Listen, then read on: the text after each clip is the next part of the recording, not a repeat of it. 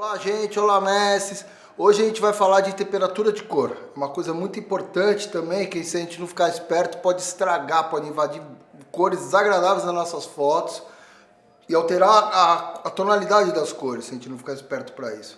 Na luz natural do sol acontece em alguns horários e na luz artificial também, dependendo do tipo de lâmpada.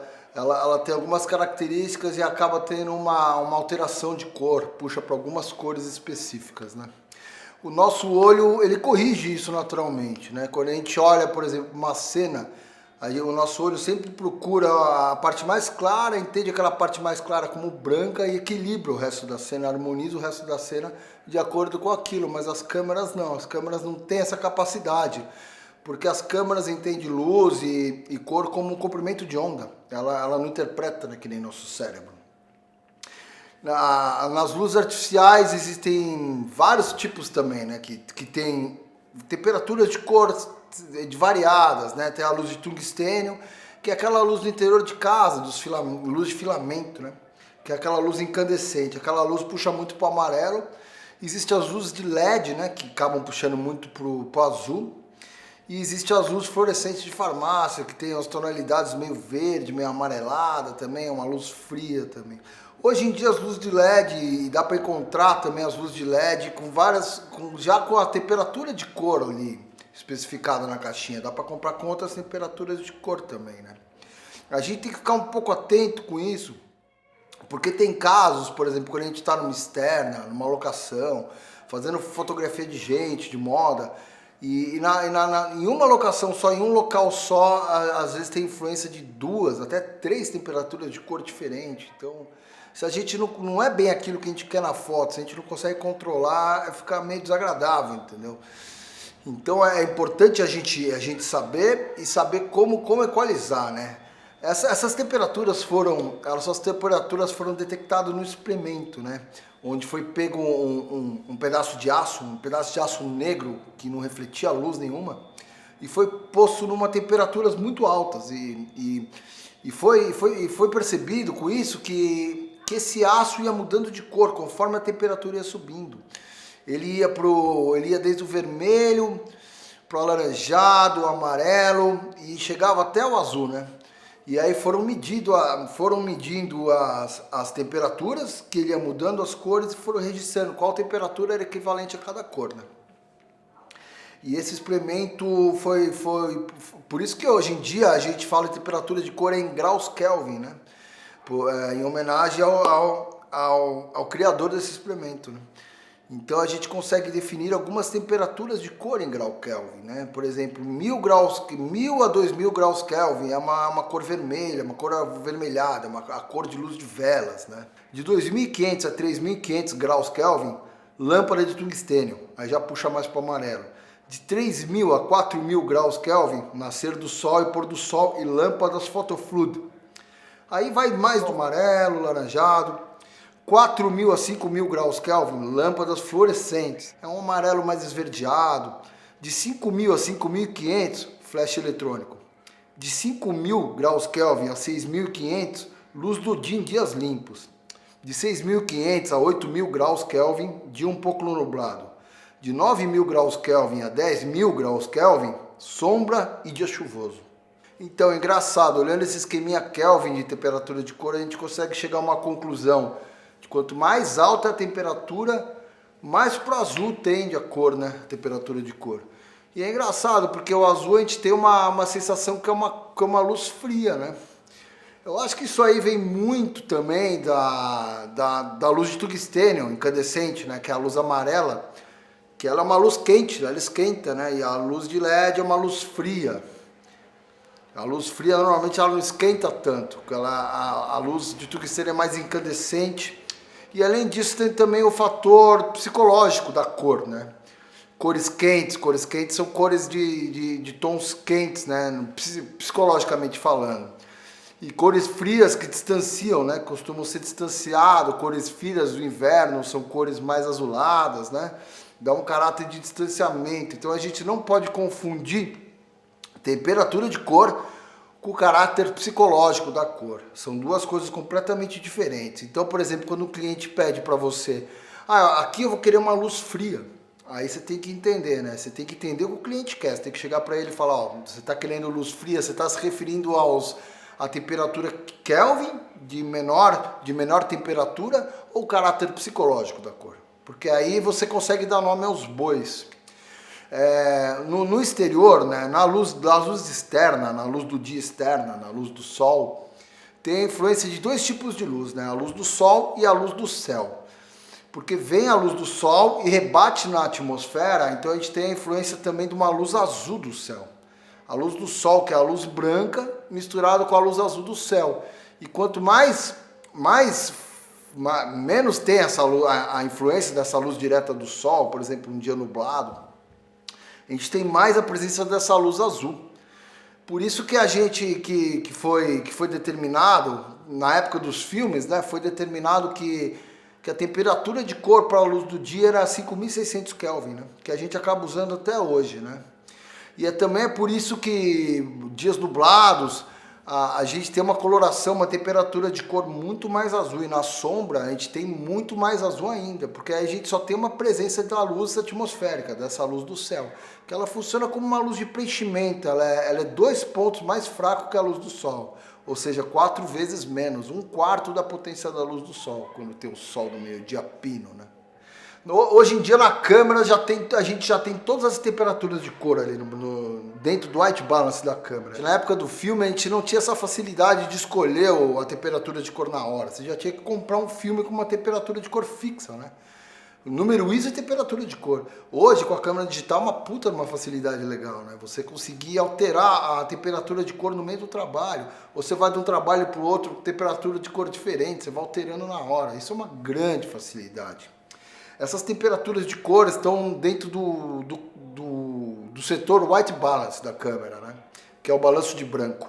Ali você consegue ter vários presets de temperatura de cor. Você consegue ter umas figurinhas com os presets definidos, ou em algumas câmeras você já pode ir em números Kelvin mesmo. Você consegue colocar as numerações de Kelvin, que eu acho que é mais preciso ainda. Ali dentro dessas figurinhas a gente tem o A, né? O primeiro é o A, de automático. Ele tenta automatizar, mas não é sempre que funciona. Em alguns casos ele vai funcionar, vai equilibrar, mas em alguns casos mais difíceis ele não vai funcionar muito bem. Depois tem o desenho do solzinho, né, que seria a luz do sol, 5.600 Kelvin, acredito. Depois tem o desenho do flash, que é a temperatura de cor do flash, que é um pouco diferente, é bem próxima do sol, mas é um pouco diferente. Depois tem a luzinha uma luzinha assim, incandescente, é o formato de uma lâmpadazinha, que é a luz de tungstênio, né? Aí depois a gente tem uma outra lâmpada, que é aquela lâmpada compridinha, que seria a luz fluorescente. Aí depois a gente tem uma nuvenzinha, que seria o dia nublado, desenho da nuvenzinha. Aí depois você tem uma sombrinha, uma casinha com uma sombrinha, que seria a sombra, né? Que aí vai para um azul mais azul, né? Que seria ele corrige mais para o amarelo, os dias de sombra eles são muito azulados, né? E por último tem um comando que é o P, né, de pré-exposição ou preset, que aí você consegue fazer uma exposição dentro de uma locação, dentro do lugar que tá tendo essa invasão de cor. Normalmente é melhor você escolher uma parede neutra, né, ou branca, ou cinza, ou levar um cartão cinza, de cinza médio também, e fazer uma foto, fazer uma exposição dele, já com a regulagem de luz, né, com o diafragma e com o obturador certinho. Que aí ele consegue corrigir essas invasões de cor, essas alterações de cor, para buscar o tom neutro. E aí fica gravado esse preset na câmera para você fotografar ali durante aquele job, durante aquele trabalho, e não ter esse problema depois com alterações de cor, né? Isso é muito bom, isso é muito bom. E em alguns casos também, em algumas locações que a gente vai, fotografando moda, ou fotografando ambientes, ou retrato mesmo, em alguns lugares que a gente vai por aí, pode ser que a gente encontre assim, dificuldades de ter várias temperaturas de cor no mesmo ambiente.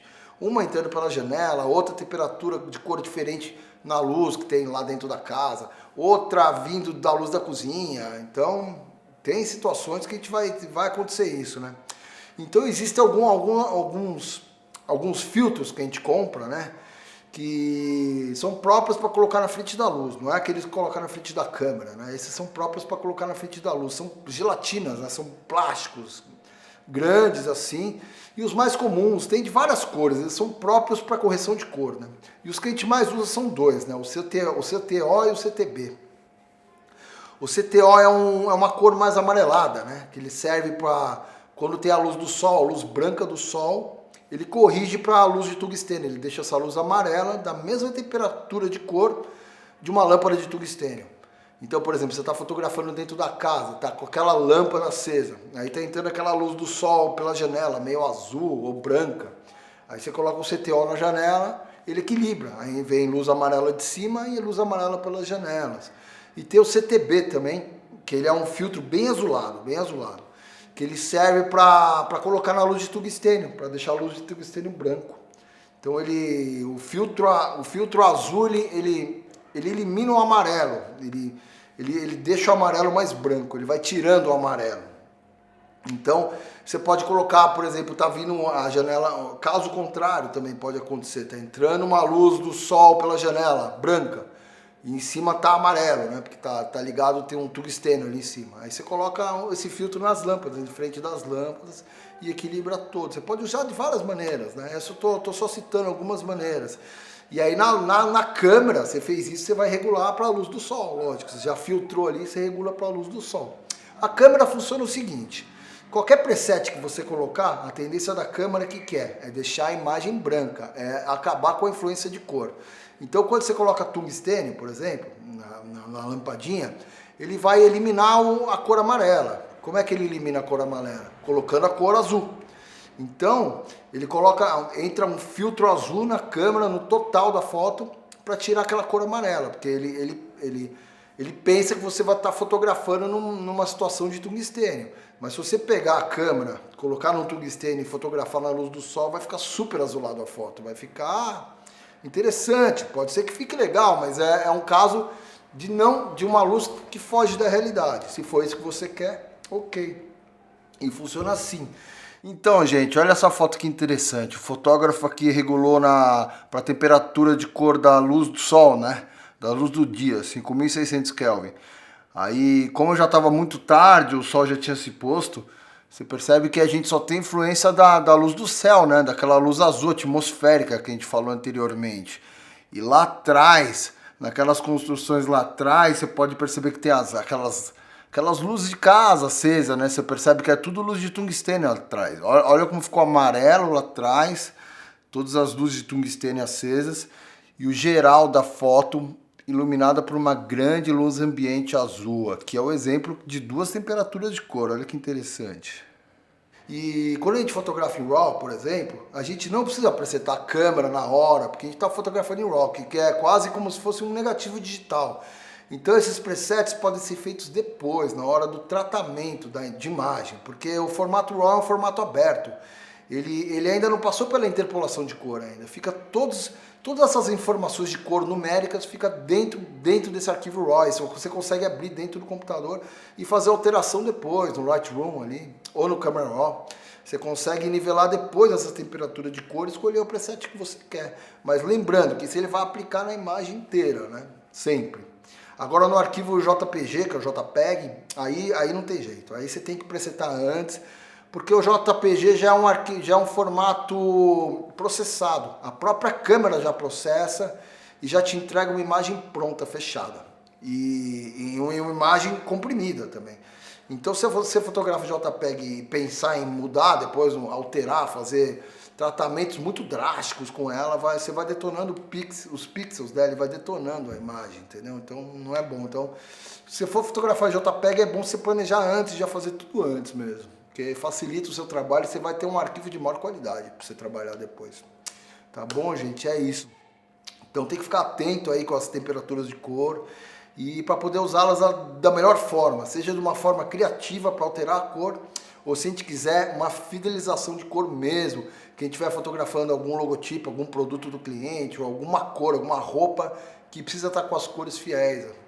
Mais pra frente existem algumas técnicas de conseguir fidelização de cor, mais ainda, não só pela temperatura de cor, mas por alguns targets de cor que a gente usa.